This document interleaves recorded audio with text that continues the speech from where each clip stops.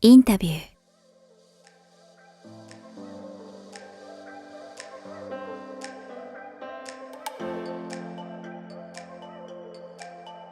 I guess while writing Himawari House, so in your mind, did you have any complex things about three language, Japanese, Korean, English? Yeah, I did. Especially because sometimes the way that I spoke, a lot of the times with people who I spoke Japanese to, I realized a while ago that most of the people in my life who I speak Japanese to speak Japanese and one other language. Like most of the Japanese people in my life don't only speak Japanese, like they speak Japanese and English or Japanese and Spanish or Japanese and Korean. And so I would always kind of switch in the middle of the sentence if there was a word that I didn't know. And that was something that was very natural to me.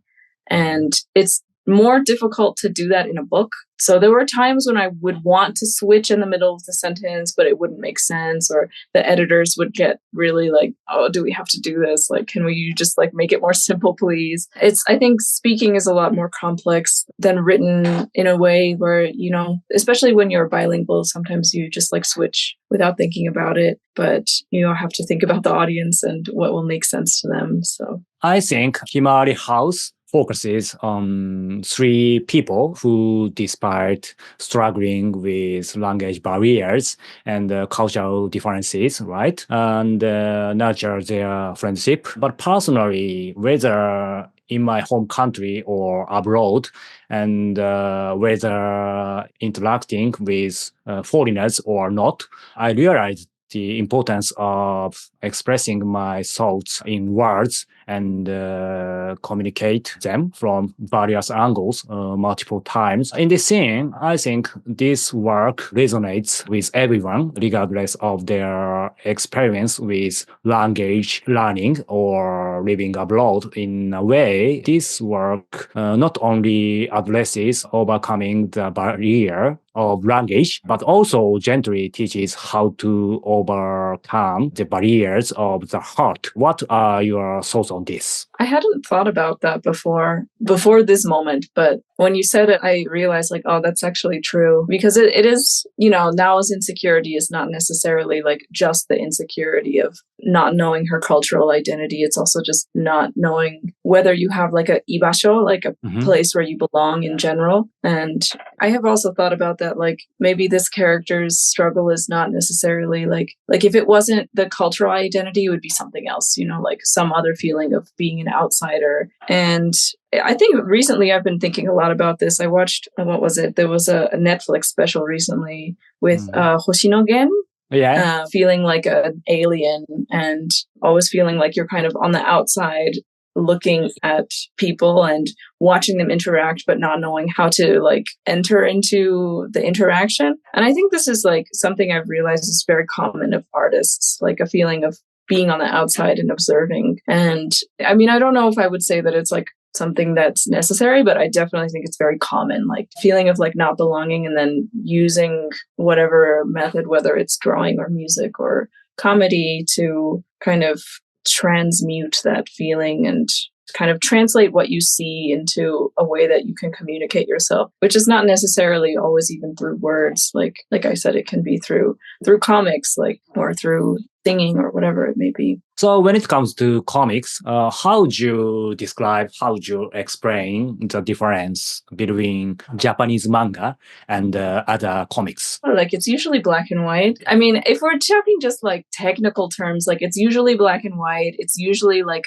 long. It's usually, I think in general, I feel like the words are used more sparingly. And I think there's also differences between like manhwa, like Korean comics, and then American graphic novels versus like French graphic novels. But in general, I find American comics tend to use a lot more words and a lot more text, and the pictures tend to be smaller. The style tends to be kind of either more childish or more like superhero cartoony. And I think in general, like the American graphic novel or the American comics market, I think, is just now starting to take comics a little bit more seriously. Before it was very much like, this is for children or for comic book nerds. But personally, like having grown up reading manga, which is, you know, like established in Japan, that there's manga of like every genre. Like I'm literally like I have on my table like this like the comic show for like ryori. Wow. Like they have awards that are specifically for like books that are comics about food. Like there's so many genres. Like I got and it.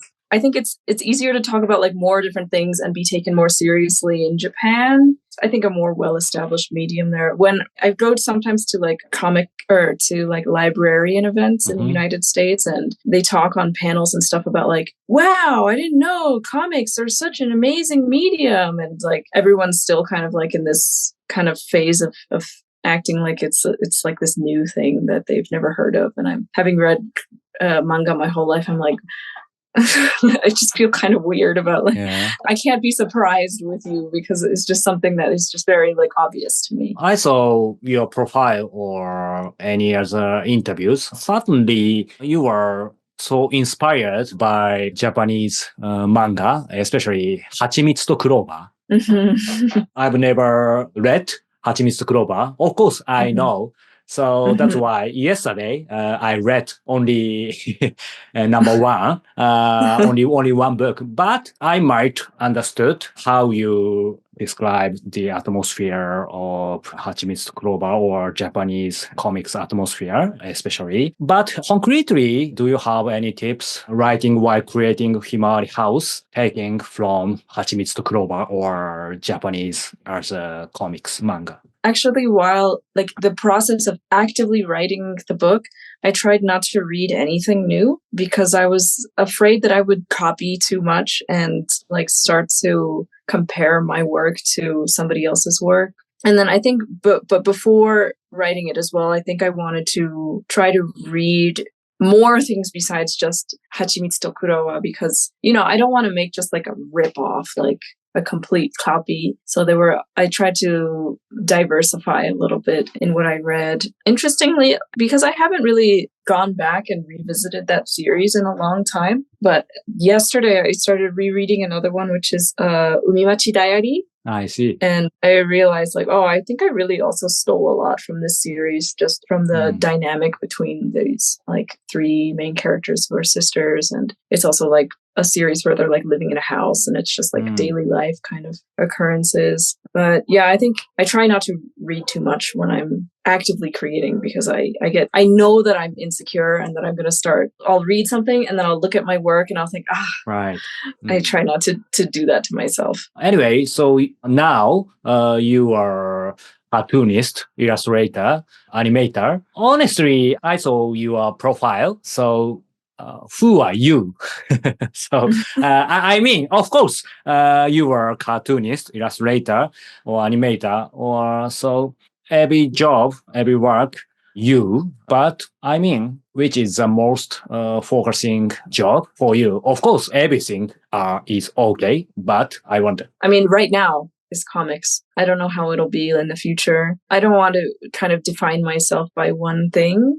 But yeah, it's definitely been the one that I think at this point I'm the most proficient in. And I feel like it's the easiest for me to express myself in that way. Although, I mean, when I was younger, I definitely had like dreams of becoming like the next Miyazaki. And I mean, who knows if I will ever have like that kind of opportunity. But I do have like dreams of things that I would like to do. And I would like to paint more and kind of also explore different ways of creating that are not necessarily like creating a piece of work, but like creating also like connections between people and creating spaces and those sorts of things. But yeah, right now it's like comics.